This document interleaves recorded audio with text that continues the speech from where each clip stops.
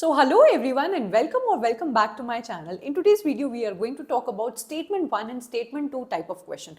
आपके competitive exams में कई सारे type के questions आते हैं and we have already covered the assertion and reason types of question. We have already seen reading comprehension types of question and we have learned कि इन questions को deal करने की हमारी क्या approach होनी चाहिए, क्या tricks होती हैं जिनको use करके आप बिल्कुल कम time में सही answer तक पहुंच सकते हो. And now today it's time for your statement 1 and statement 2 type of question. ये जो टाइप के क्वेश्चंस होते हैं सबसे ज्यादा इजी क्वेश्चंस होते हैं. दो स्टेटमेंट आपको दिया होता है and all you have to check for is validity. Validity का मतलब आपको दोनों स्टेटमेंट को पढ़ के केयरफुली ये जज करना होता है कि या तो ये ट्रू है या तो ये फॉल्स है. कहीं कहीं पे करेक्ट लिखा होगा, कहीं कहीं पे इनकरेक्ट लिखा होगा. आपके ये जो क्वेश्चन होते हैं दो टाइप के होते हैं और इससे ज्यादा कुछ नहीं होता है इसमें. पहला होता है आपका इंफॉर्मेशन बेस्ड एंड दूसरा होता है आपका कॉन्सेप्ट बेस्ड. इंफॉर्मेशन बेस्ड का मतलब होता है कि आपके स्टेटमेंट्स में किसी न किसी टाइप का कोई फैक्ट स्टेट किया गया होता है या इंफॉर्मेशन कि फला फला राइटर ने ये पर्टिकुलर बुक इस आपके डेट को लिखी है, ये आपको ट्रू या फॉल्स वैलिडेट करके बताना है. तो ये आप तभी बता पाएंगे जब आपको उस पर्टिकुलर वर्क की डेट पता होगी. कॉन्सेप्ट बेस्ड क्वेश्चंस में किसी भी पर्टिकुलर राइटर की थ्योरी दे दी जाएगी या फिर आपकी कोई भी ऐसा कॉन्सेप्चुअल क्वेश्चन पूछा जाएगा जो ये जज करेगा कि वो कॉन्सेप्ट या फिर वो थ्योरी आपको आती है या नहीं. बस इसके अलावा आपको स्टेटमेंट 1 एंड स्टेटमेंट 2 में और कोई टाइप का क्वेश्चन देखने को नहीं मिलेगा. ये जो क्वेश्चंस होते हैं बस आपको दो ही स्टेप्स फॉलो करने होते हैं अपने आंसर तक पहुंचने के लिए. सबसे पहला, रीड केयरफुली हर क्वेश्चन को, चाहे आपका नॉर्मल क्वेश्चन हो, चाहे आपका स्टेटमेंट 1 हो, असर्शन रीजन हो, चाहे रीडिंग कॉम्प्रिहेंशन हो. First thing is you have to read carefully. And why do I say this? Because ऐसे टाइप के जो क्वेश्चंस होते हैं ना वो यूजुअली लंबे होते हैं. तो साइकोलॉजिकली बच्चों को लंबे क्वेश्चंस देख के ऑलरेडी डर लग जाता है एंड वो लोग थोड़ा एंजाइटी में आ जाते हैं एंड जो लिखा हुआ है ना उसको ही ठीक से रीड नहीं करते हैं. This is the most important step. काफी बच्चों ने इस बात को कमेंट करके एंड मुझे चैट करके बताया है कि ma'am you were right. And ऐसा है कि हम लोग क्वेश्चन को रीड ही नहीं करते हैं ठीक से एंड आगे बढ़ जाते हैं. So you have to be very very cautious कि जब ऐसे टाइप के क्वेश्चंस आए आपको बिल्कुल भी डरना नहीं है. आपको अपना आंसर जो है जो स्टेटमेंट जो है वो बहुत धीरे से केयरफुली रीड करना है. दूसरी चीज, एनालाइज ईच स्टेटमेंट इंडिपेंडेंटली. आपके स्टेटमेंट 1 एंड स्टेटमेंट 2 में अनलाइक असर्शन एंड रीजन कोई कनेक्शन आपको नहीं बैठाना होता है कि इसका कॉज एंड इफेक्ट है या नहीं. आपको इंडिपेंडेंटली दो स्टेटमेंट्स को देखना है. एक ट्रू है, एक आपका मतलब दोनों ट्रू या दोनों फॉल्स हो सकते हैं. बस आपको इतना ही जज करना है एंड आपको अपने आंसर तक पहुंच जाना है. With that I would directly like to take you through the questions. आपके जो क्वेश्चंस होते हैं स्टेटमेंट 1 एंड स्टेटमेंट 2 वाले बिल्कुल ऐसे ही फॉर्मेट में आते हैं. दो स्टेटमेंट्स आपको दिए होते हैं, दोनों को पढ़ो. चार आपके ऑप्शंस दिए होते हैं, उनमें से एक आपका आंसर होता है. आप जब इन क्वेश्चंस को पढ़िए एक बात को याद रखिएगा कि दोनों में से आपका ट्रू हो सकता है या फिर आपका फॉल्स हो सकता है. कनेक्शन नहीं बैठाना है दोनों के बीच में. तो ध्यान से पढ़ो एंड आपको जज करना है कि ये ट्रू है या फॉल्स है एंड इसके जरिए आपको आपका आंसर मिल जाएगा. स्टार्ट करेंगे और हम लोग एक साथ काफी सारे क्वेश्चंस को डील करेंगे ताकि आप लोग एग्जाम से पहले कॉन्फिडेंट फील करो. Number 1 statement is, unlike Plato, Aristotle considers that poetry at its best requires great skill and also differentiates between good and bad poetry on clear and systematic aesthetic grounds. अब जिसने भी literary criticism पढ़ा है उसको ये बात पता है कि आपके जो प्लेटो हैं उन्होंने आपके पोइट्री के बारे में कुछ व्यूज बताए हैं एंड आपके अरिस्टोटल है उन्होंने भी आपके उन्हीं के ही व्यूज को आगे ले जाके उसमें कुछ चीजें ऐड की हैं पोइट्री को लेके, ड्रामा को लेके एंड ट्रेजेडी को लेके. पहले स्टेटमेंट में कहा गया है कि अनलाइक प्लेटो, मतलब प्लेटो की तरह नहीं, आपके जो अरिस्टोटल हैं वो पोइट्री को बताते हैं कि आपकी पोइट्री को लिखने में एक ग्रेट स्किल की जरूरत होती है. एंड इसी के अंदर ये बोलते हैं कि इसी के ही थ्रू वो डिफरेंशिएट करते हैं और बताते हैं कि गुड और बैड पोइट्री कैसी होनी चाहिए. एंड इसको बताने के लिए उन्होंने सिस्टमैटिक रूल्स का इस्तेमाल किया है. तो आप सब लोग ने आपके प्लेटो का रिपब्लिक भी पढ़ा है एंड आपके अरिस्टोटल का पोएटिक्स भी पढ़ा है and you very well know कि आपके अरिस्टोटल ने कितनी ब्यूटिफुली हर एक चीज को बताया है कि आपकी पोइट्री कैसी होनी चाहिए, चाहिए या फिर पोएट्री या फिर ड्रामा कैसा होने चाहिए, एक एक एलिमेंट के थ्रू बताया है, तो हम लोग का पहला स्टेटमेंट क्या हो जाता है, ट्रू। ना हम लोग को ये चीज मिल गई है कि हम लोग का पहला स्टेटमेंट ट्रू है, हम लोग दूसरा पढ़ेंगे और जानेंगे कि ये क्या है। स्टेटमेंट 2 बोलता है आपका, Aristotle accepts Plato's insight that emotions are important to poetry but rejects Plato's distrust of the emotions.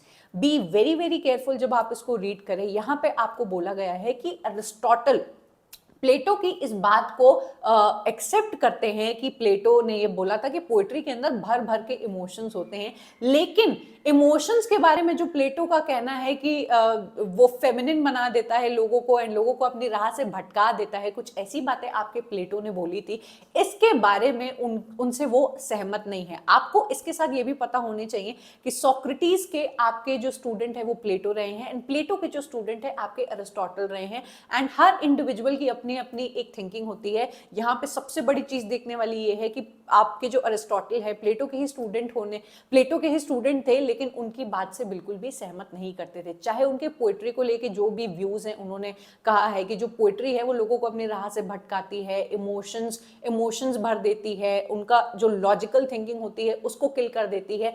ये सारी बातें आपके अरिस्टोटल ने कहा है कि मैं मानता हूं पोएट्री में होती है, लेकिन ऐसा नहीं है कि वो लोगों को खराब कर देती है या जैसा कहते हैं कि अपनी राह से भटका देती है। तो आपके दोनों स्टेटमेंट क्या बन जाते हैं बेटा, true. Statement 1 is also true and आपका statement 2 is also true. I hope आप लोग को ये चीजें बहुत अच्छी तरीके से क्लियर हो गई होंगी। चलेंगे हम लोग अपने अगले क्वेश्चन की तरफ और देखेंगे कि ये क्वेश्चन हम लोग से क्या डिमांड करता है। Statement 1, invisible man published in 1952 is a novel by American writer Ralph Ellison। ठीक है, आपके जो रैल्फ एलिसन है अफ्रीकन अमेरिकन आपके बहुत ही फेमस नॉवेलिस्ट है एंड उनका सबसे फेमस वर्क जिनके लिए उनको नेशनल अवार्ड भी मिला हुआ है वो है इनका इनविजिबल मैन। अब आपका ये जो क्वेश्चन है वो इंफॉर्मेशन बेस्ड है, यहाँ पे कोई आपसे कॉन्सेप्ट नहीं पूछा गया है। तो जिस बच्चे को पता है कि रैल्फ एलिसन कौन है, उनका फेमस वर्क कौन सा है एंड वो किस एज में आपका किस ईयर में पब्लिश हुआ था, वो ही इस पर्टिकुलर पॉइंट को ट्रू बता पाएगा। Second, it is a surreal and claustrophobic novel which describes the experiences of a young African American in New York। तो आपके दोनों ये स्टेटमेंट ट्रू है। अगर मेरी आपने कुछ टाइम पहले आई हुई एक वीडियो देखी है जहां पे मैंने all important African American writers की एक लिस्ट दी है एंड उनके वर्क्स में से सिर्फ कौन कौन से एग्जैक्ट वर्क्स हमेशा पूछे जाते हैं वो मैंने बताए हैं, तो ये क्वेश्चन करना आपके लिए बहुत ज्यादा आसान होगा because there I have clearly mention कि रैल्फ एलिसन का इनविजिबल मैन आपको बहुत डिटेल में करके जाना है बिकॉज इससे आपके क्वेश्चंस बनते हैं। इन दिस केस दोनों ही स्टेटमेंट आपके ट्रू बन जाते हैं। अगर अभी भी आपने रैल्फ एलिसन का ये वर्क नहीं पढ़ा है तो प्लीज उसको उठा के पढ़ लीजिएगा, ये दोनों स्टेटमेंट आपके ट्रू बन जाते हैं। ठीक है, चलेंगे हम लोग अपने थर्ड क्वेश्चन के टुवर्ड्स और देखेंगे कि क्या है।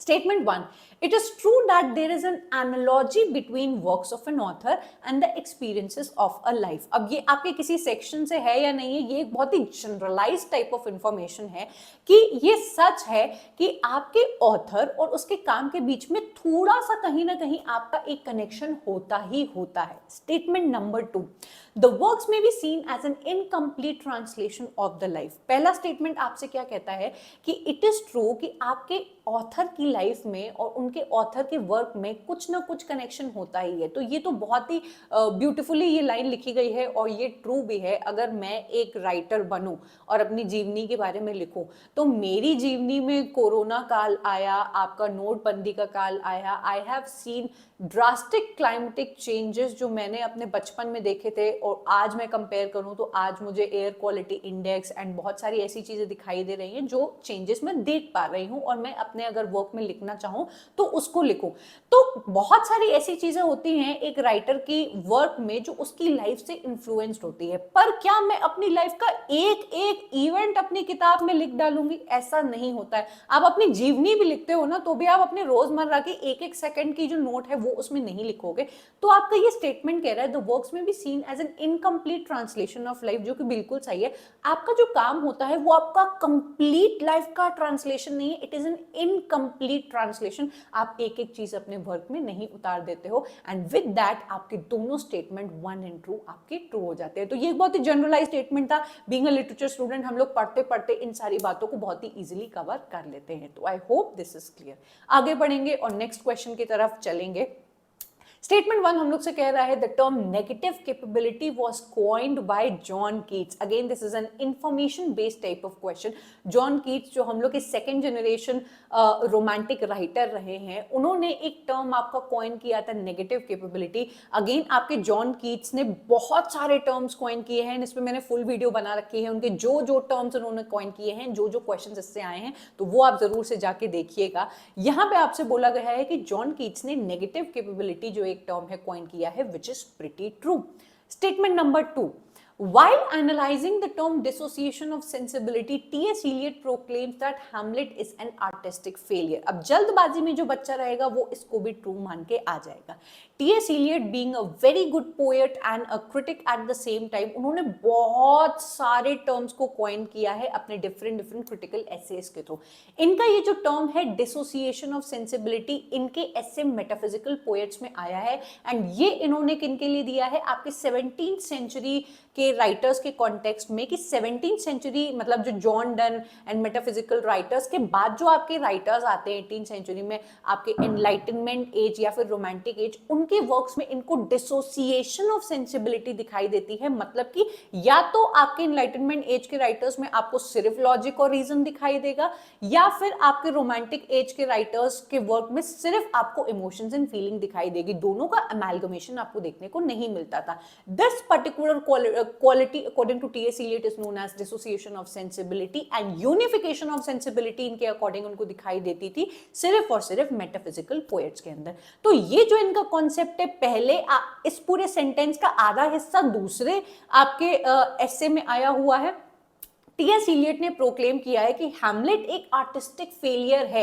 ये कॉन्सेप्ट इन्होंने आपकी हैमलेट एंड हिज प्रॉब्लम्स वाले वीडियो में दिया, एसे में दिया हुआ है, जहां पे ये बताते हैं कि हैमलेट इनके अकॉर्डिंग एक आर्टिस्टिक फेलियर है, क्योंकि ऑब्जेक्टिव कोरिलेटिव वो नहीं दिखा पाता है कि हैमलेट की जो इंसेनिटी वाली प्रॉब्लम थी, इनडिसाइसिवनेस थी, कि वो डिसाइड नहीं कर पा रहा था, वो आपके इन्वायरमेंट में ठीक से आपके पोर्ट्रे नहीं की गई हैं। वेयर एज मैकबेथ इनके अकॉर्डिंग एक आर्टिस्टिक सक्सेस है, कि लेडी मैकबेथ की जो इंसेनिटी, वो जो रात को सो नहीं पा रही थी और उनको डैगर दिख रहा था, अपने हाथों में खून दिखाई दे रहा था, वो बहुत ही ब्यूटीफुली ऑब्जेक्ट्स के थ्रू दिखाया है। तो आपका ये स्टेटमेंट है और इसका आंसर बन जाता है आपका statement number 1 is true, where statement number 2 is false. I hope बहुत ही ब्यूटीफुली आपको ये क्लियर हो गया होगा। अगर इन क्वेश्चंस को करते करते कोई कॉन्सेप्ट आपके दिमाग में आता है जो आपको नहीं समझ में आता है, तो आप कमेंट कर सकते हैं। I will make a separate video on that. ठीक है, चलेंगे हम लोग अगले क्वेश्चन की तरफ, और ये हम लोग का क्वेश्चन है, the theatre was a greater popularity in 18th century England. हम सब लोग लिटरेचर के स्टूडेंट हैं।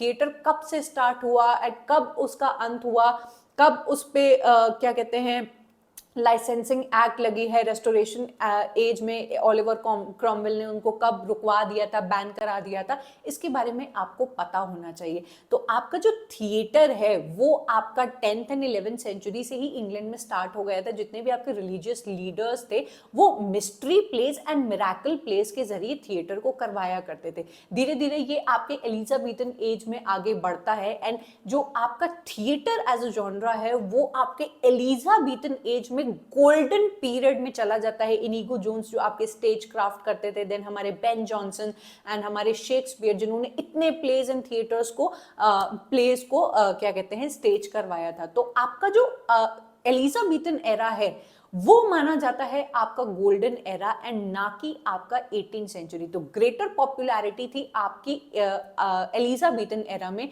वेयर एज आपके 18th सेंचुरी में आपके प्लेस कई सारे जॉनराज में निकल के आ जाते हैं, एंड इसी टाइम पे आपकी लाइसेंसिंग एक्ट भी लगी थी। तो ये सारी डिटेल्स आपको पता होनी चाहिए। तो आपका पहला वाला स्टेटमेंट तो फॉल्स हो जाता है। Theatre had court patronage in and around London. आपके इंग्लैंड में, लंदन में बेसिकली जितनी भी आपकी थिएट्रिकल कंपनीज थी, लॉर्ड चैम्बरलेन्स मैन है, देन आपके ग्लोब थिएटर है, जिनसे भी वो एसोसिएटेड थे, आपके पेट्रोनेज का बड़ा सिस्टम था। पेट्रोनेज मतलब जिस भी पर्टिकुलर रॉयल्टी के लिए, किंग के लिए परफॉर्मेंस की जाती थी, उनसे जो परफॉर्मेंस करवाता था, जैसे शेक्सपियर हो गए, बेन जॉनसन हो गए, वो आपके रॉयल किंग के कनेक्शन में रहते थे और उनको अच्छी खासी पेट्रोनेज मतलब पैसे या फिर आप बोल सकते हैं व्यवहार में उनको कुछ रिवॉर्ड मिला करता था। तो ये पॉइंट आपका ट्रू है, लेकिन 18th सेंचुरी में पॉपुलर नहीं हुआ था, ये पॉइंट आपका फॉल्स है, और इसी के थ्रू आपको आंसर मिल जाता है statement 1 is false and statement 2 is true. I hope ये पॉइंट आपको क्लियर होगा। लिटरेचर के स्टूडेंट को एक एक चीज क्लियर होनी चाहिए, तभी आपके स्टेटमेंट 1 एंड स्टेटमेंट 2 वाले क्वेश्चंस बनते हैं। नाउ अनदर क्वेश्चन है statement 1, the best poetry will be found to have a power of forming, sustaining and delighting us as nothing else can। आपकी जो पोएट्री होती है उसके अंदर ये पावर होती है हम लोग को डिलाइट करने की, सस्टेन करने की, गाइड करने की एंड इस तरीके से अपने मैटर को सब्जेक्ट करने की या हम लोग तक पहुंचाने की जिससे और कोई चीज नहीं कर पाती है। कोई इंसान आपको नॉर्मली अपनी बातों में कोई बात बोल के चला जाएगा, आपको इतनी अच्छी समझ में नहीं आएगी, लेकिन गाने के जरिए या फिर किसी गजल के जरिए वो लाइन बोली जाएगी तो वो बिल्कुल दिल को छू जाती है। तो पोएट्री का, एक सॉन्ग का जो काम होता है वो होता है कि बिल्कुल दिल में वो उतर जाती है और समझ में आ जाती है। So this particular statement is true. No man has ever been a great poet without being at the same time a great critic. अब एक ये स्टेटमेंट आपके सामने बोला जा रहा है कि कोई भी इंसान आपका या तो ग्रेट पोएट है या तो ग्रेट क्रिटिक है, दोनों एक साथ नहीं हो सकते हैं। तो ये तो बिल्कुल ही फॉल्स स्टेटमेंट है। हम लोग के पूरे इंग्लिश लिटरेचर में there are so many writers, T S. Eliot सबसे बड़ा नाम हम लोग ले सकते हैं, वो जितने बड़े पोएट है उतने ही बड़े क्रिटिक है। तो ऐसा बिल्कुल भी ऐसा नहीं है कि एक राइटर जो है वो क्रिटिक नहीं हो सकता है और पोएट एक साथ नहीं हो सकता है। मैथ्यू अर्नोल्ड की बार बात करें तो he has written some very good poetry and also he is a very good critic. तो आपका सेकंड स्टेटमेंट फॉल्स है and statement number 1 is true. I hope this is clear. आगे बढ़ेंगे और अपने अगले क्वेश्चंस को देखेंगे। डिफरेंट सेक्शन से मैं स्टेटमेंट 1 एंड स्टेटमेंट 2 के क्वेश्चंस लेके आई हूँ ताकि आपको एक बिल्कुल roller coaster type of miscellaneous journey मिले एंड आपका माइंड बहुत तेजी से, आपके एग्जाम के कुछ ही टाइम बाकी हैं तो बहुत सारे कॉन्सेप्ट्स आपके दिमाग में जब एक साथ आते हैं तो यू स्टार्ट फीलिंग कॉन्फिडेंट। ठीक है। Statement 1. The Education Commission 1964 to 1966 recommended the removal of English as a medium of instruction at the college level.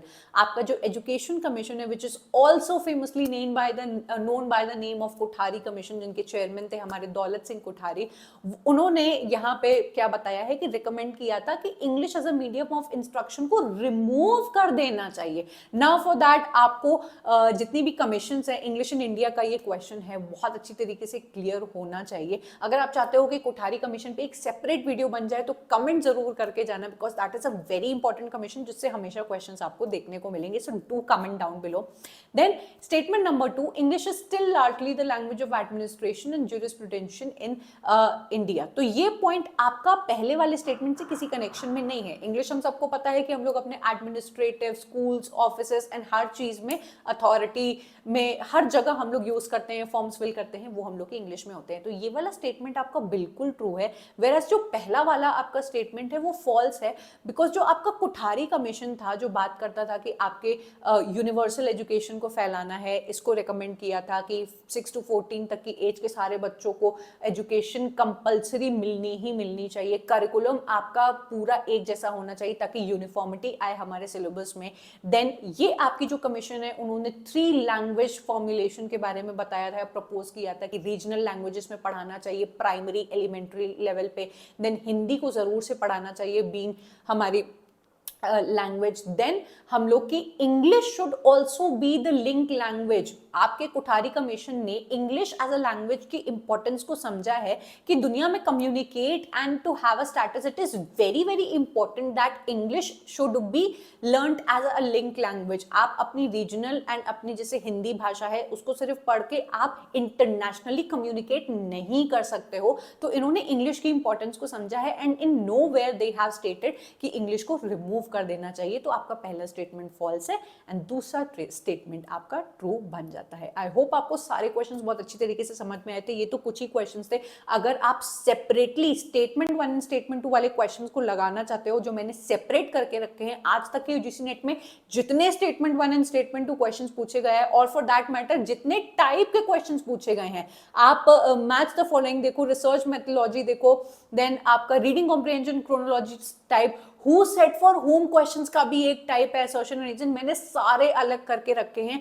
आप अपने एग्जाम के 20-25 दिन पहले अगर इनको अवेल करके लगाते हो तो यू कैन इमेजिन कि आपका कॉन्फिडेंस लेवल कितना बढ़ जाएगा, because you are not going to get confused कि अभी मैंने ये पढ़ा फिर कोई और क्वेश्चन आ गया। आप separately different types of questions को प्रैक्टिस कर सकते हो। So this is a wonderful thing which you must avail at this point of time, जहां पे आपके एग्जाम के बिल्कुल प्रैक्टिस डेज बचे हैं। रिविजन करो, प्रैक्टिस करो and that's all you need for a very good practice. इस टाइम पे ऑफर भी चल रहा है, 1 मंथ आपका ऑफर है जिसको आप अवेल करके बहुत ही कम प्राइस में इस पूरे सेग्रीगेटेड सेक्शन को लेके प्रैक्टिस कर सकते हो। So I am going to take your leave. I would love to listen from you your feedback कि आपको ये सीरीज कैसी लग रही है एंड आपको किस तरीके से ये वीडियोस हेल्प कर रहे हैं डिफरेंट टाइप के क्वेश्चंस को जानने में, अप्रोच करने में कॉन्फिडेंस मिल रहा है आपको या नहीं। Please, every student comment down below and like this video and do give me your feedback. Up till then, I'm going to take your leave. ये भी comment करके जाना कि next video कौन से topic पे या type of question पे देखना चाहते हो, तो उस पे I will start preparing the video. So up till then, bye and take care.